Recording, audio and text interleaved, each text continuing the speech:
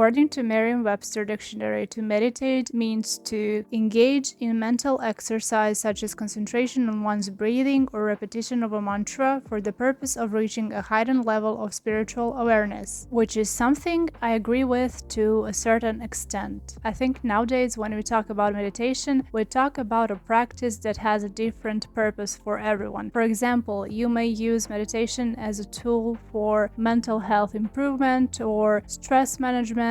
Even big companies like Google started incorporating mindfulness into their benefits program. They also provide mindfulness trainings and such. Today we're not here to discuss different types of meditation, differences between them, scientific research, etc. We're here to talk about my experience with meditation. Year 2020 was a roller coaster for everyone and for me as well, but my problems started to get worse even before things got worse for everyone. It's no secret I struggle with anxiety and I used to struggle with insomnia as well. And in February 2020, things got worse, things culminated, and I knew I needed to do something about it. But nothing worked, as I was having frequent heart palpitations and panic attacks. My old demon insomnia woke up and I stayed awake for 2 weeks along with it. Those 2 weeks were the breaking point for me. I couldn't sleep, I was miserable, I even fainted while I was on the bus. Luckily, nothing happened. I went to check my blood and everything was fine. I was completely healthy, at least physically. After some time, somehow I managed to fall asleep, and I relied a lot on those ASMR videos like ASMR rain and snow sounds, and those helped me just relax and fall asleep. But it wasn't until I discovered this YouTube channel called The Honest Guys, who make great videos with guided meditation and sleep stories. It wasn't until then that I really managed to fall asleep with more ease. I started following guided meditation videos every single night before sleep,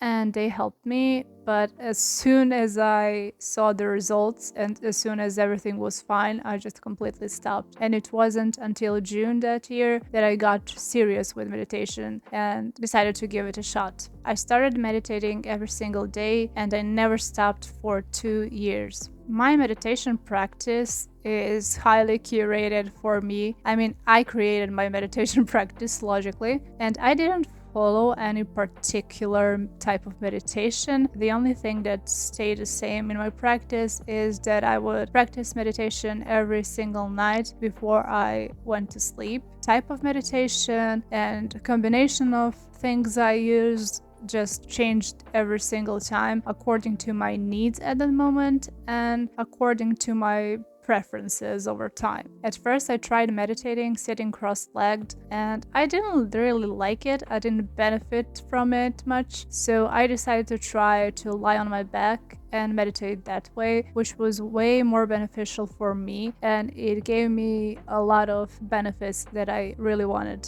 Maybe you are wondering why lying on the back. Aside from not liking sitting cross-legged and meditating that way, I mean, I didn't like it then. I don't know what would be the situation now, but lying on the back provided me this opportunity to practice, to learn to make my body feel safe in bed, to form that association with me lying in the bed and feeling safe. And also, since it triggered some panic attacks for me, I think it was a great opportunity to face my fears and face my panic attacks, which I don't think and everyone would benefit from that. I just did.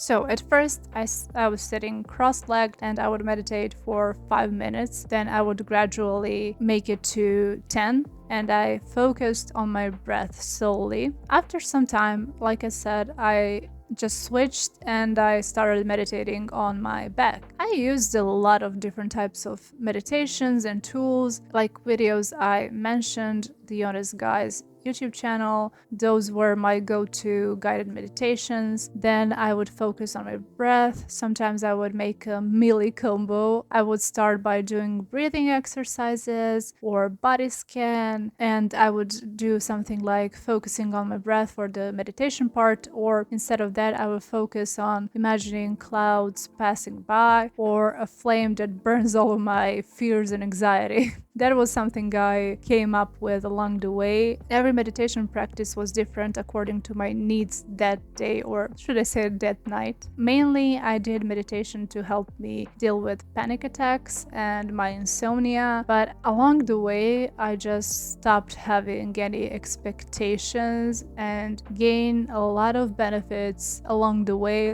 which I haven't even anticipated would just happen. So what happened next? Day by day, I meditated, I was consistent, I had a practice, I followed it. Slowly but surely, I formed a habit of meditating every single night. It wasn't easy because sometimes you just want to go straight to sleep. Sometimes you want to scroll through social media or ruminate on some events from the day. Slowly I got used to meditating every single night, but it does not get easier. Like I said, every single time it's different. It's totally different because your needs or your preferences may differ from day to day. Even from hour to hour, it can be really different. I started meditating to see results, but I continued meditating to just do it for the sake of the activity. That way, I learned you can do things just for the sake of doing them. I dropped expectations I had, and I realized that was the benefit that not a lot of people acknowledge. Just losing those expectations and learning to accept. As I was watering that plant every single time, my plant grew and took shape. And here are some benefits that I got from meditating every single day for 2 years. Like I mentioned, changes are subtle and at first aren't that noticeable, but here are some benefits that I received from doing meditation every single day. Mindset is something that changed for me, and it did not change from negative to positive, but it changed to neutral. So I learned to accept, to be more peaceful, to observe before I do anything else. That's something that allowed me to live with more peace inside my heart. The second benefit that I received from doing meditation is acceptance. It goes hand in hand with the previous one. Acceptance means accepting things that come and go, accepting that things sometimes cannot be changed, accepting the flow of everything. But that doesn't mean you don't have to take some action. It just means that you are capable of accepting that some things are the way they are and still have, the resolve to take action when needed. I learned to accept change as it comes and goes. I learned to accept things as they are without trying to change them every single time. For example, I was really a freak when it comes to cleaning and organizing. I would freak out if I did not clean that day or tidy up the whole apartment. Now I realize that that was my way of controlling my life. It wasn't a good thing for me. It wasn't good for my mental health. I learned to live in a way which is more sustainable and more balanced. Just leave space for enjoying life more and doing things that I really need to do at the moment, so that's great. Also, it helped me to stop being angry at people for not doing the chores all the time, because I used to struggle with that a lot. I would get angry because I'm a control freak, I'm the problem. So I think that improved so much. It improved tremendously, and I think people notice that as well. Patience is another benefit. I don't think I am a very impatient person. I think I'm pretty patient, but only after some time I realized that I grew to be even more patient, especially with myself,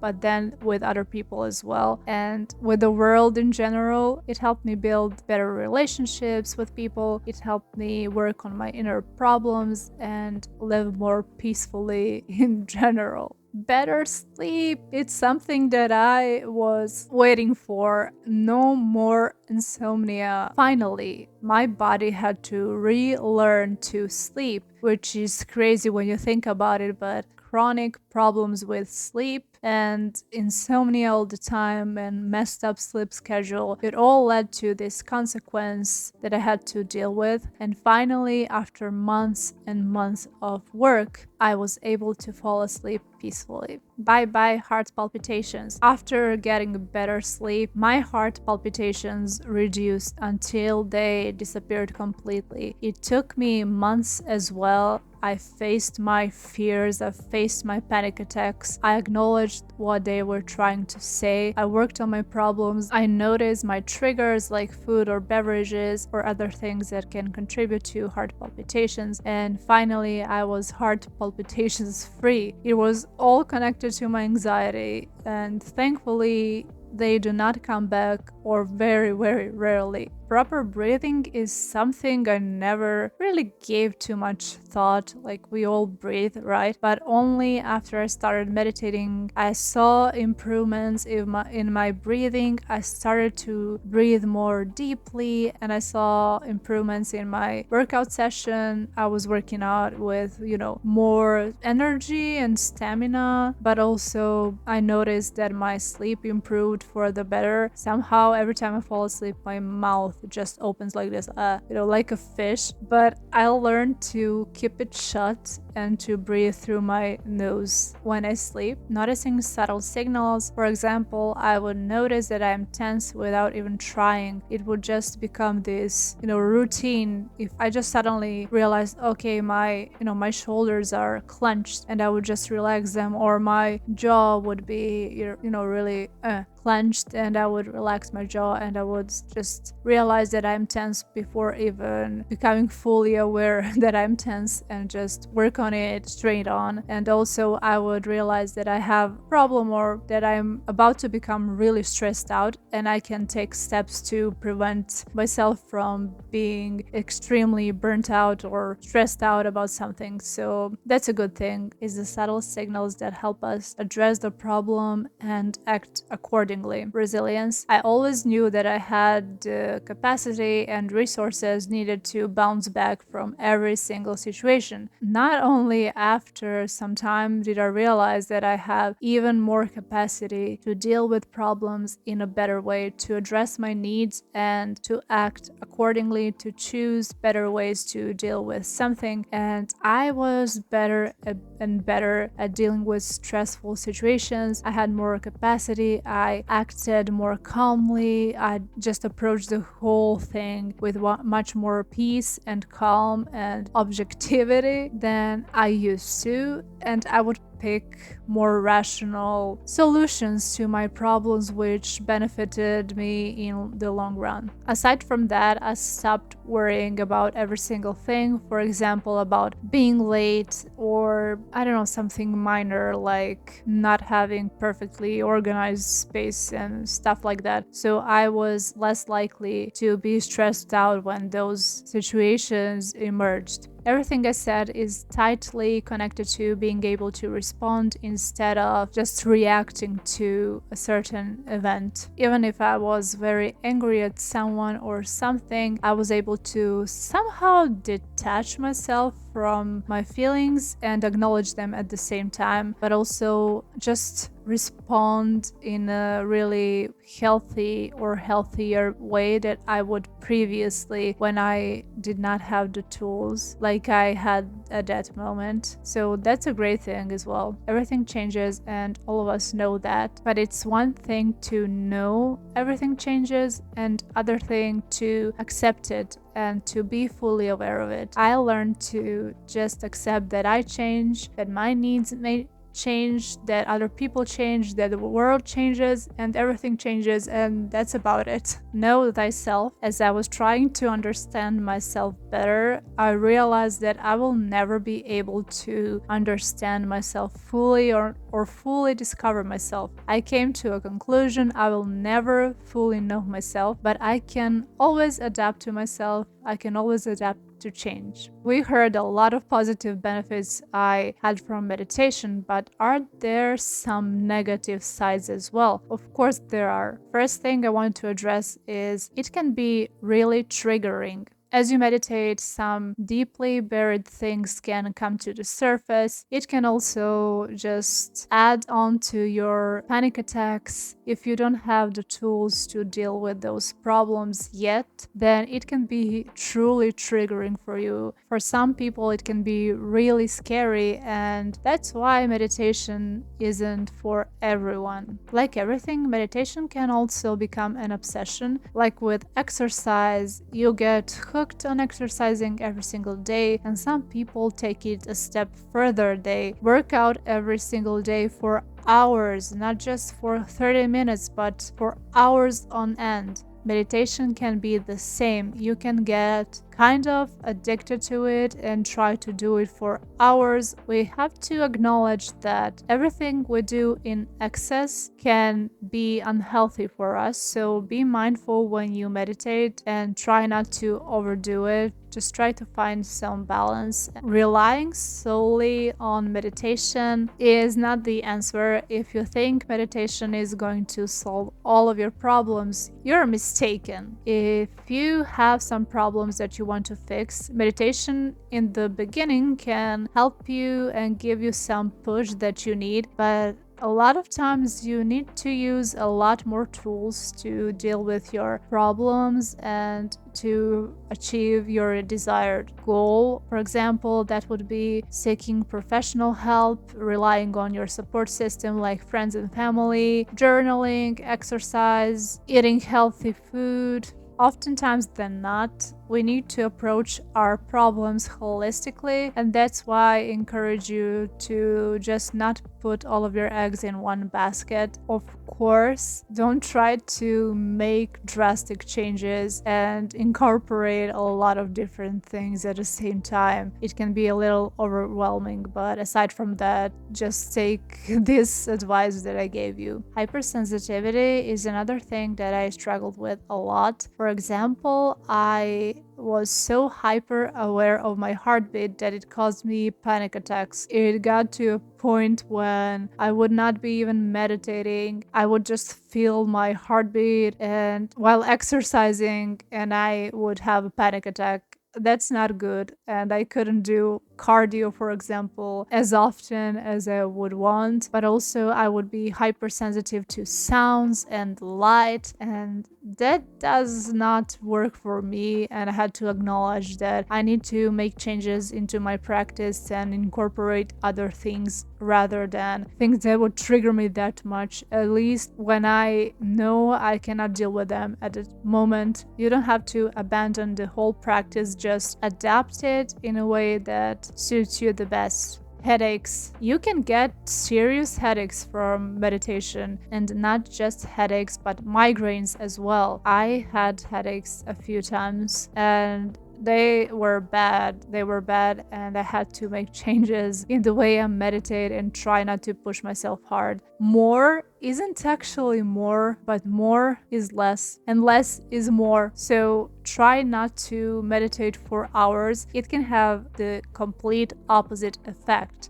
Why am I no longer meditating? That's a great question, and honestly, I just need a break. I think I don't need meditation right now. It's not something that I want to do right now, that feels good to me right now, and I learned that through meditation, that you need to give yourself what you need at the moment. So I acknowledged what I need, and I give what I need to myself. Adapt to change, accept it, respond. That's something I learned from meditation, and that's what I'm doing right now. Have you ever tried meditation? What are your experiences? What is your opinion on the topic? Please share your experience with me in the comments and with other people as well, with other lovely beings in this community. Also, if you never tried meditation, would you try it? Let me know in the comments. And thank you so much for showing up today. And I truly appreciate every single one of you who joined the community. You are a very precious being, and I appreciate you being here. Until the next time,